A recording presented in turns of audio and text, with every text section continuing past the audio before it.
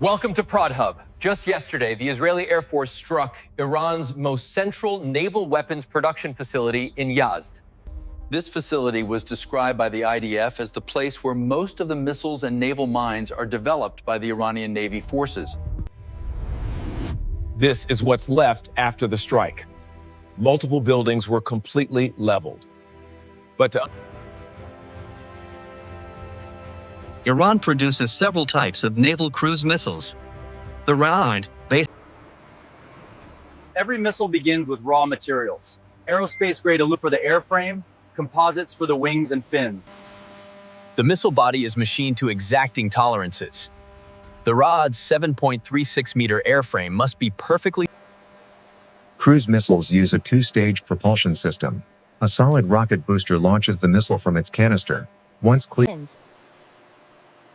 Iran's Tolou turbojet engine powers the cruise phase, giving the missile its 3-kilometer range. The engine is mounted, and the fuel system is connected to the missile's internal tanks. The missile now has its propulsion system ready for flight. The missile's brain is its guidance system. INS provides mid-course navigation, while an active radar seeker. The guidance system is now the missile's brain. It will navigate the weapon to its target. Now the missile can think and see. The Ra'ad carries a 450, 500-kilogram high explosive warhead. At Mach 0.9, that's enough to hit them. All components come together on the final assembly line. Each missile is a complex system of over 5,000. Before any missile leaves the factory, it undergoes rigorous testing. Guidance systems are simulated against One of Iran's most unique weapons is the Jask 2, a submarine-launched cruise missile. Unlike conventional missiles, But missiles aren't the only threat from this factory. Iran also produces naval mines, cheap, effective weapons that can. each mine contains between 100 to 500 kilograms of high explosive. Iran is estimated to have stockpiled. The most sophisticated part of any mine is its fuse. Iran produces both contact mines, which detonate when a ship physically strikes them, and Mines are coated to prevent detection and corrosion. Some are designed to be laid by submarines, others by small boats. Each mine is tested before storage. The Yazd facility had underground bunkers where.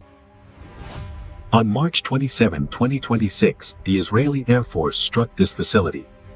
Using intelligence from The strike targeted not just assembly lines, but also storage areas where finished missiles and mines were kept.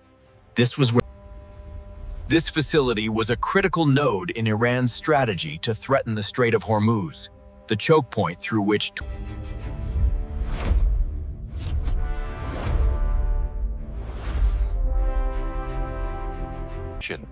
The destruction of the Yazd facility doesn't just eliminate Iran's current stockpile, it cripples their ability to produce new naval cruise. Raw materials undergo CNC machining and engine assembly, followed by guidance integration and warhead filling. This is what remains of Iran's most advanced naval weapons factory. What was built here, the Ra'ad. If you want to understand the war through the lens of what's being built and destroyed, hit that subscribe button. We'll be back with more defense manufacturing breakdowns.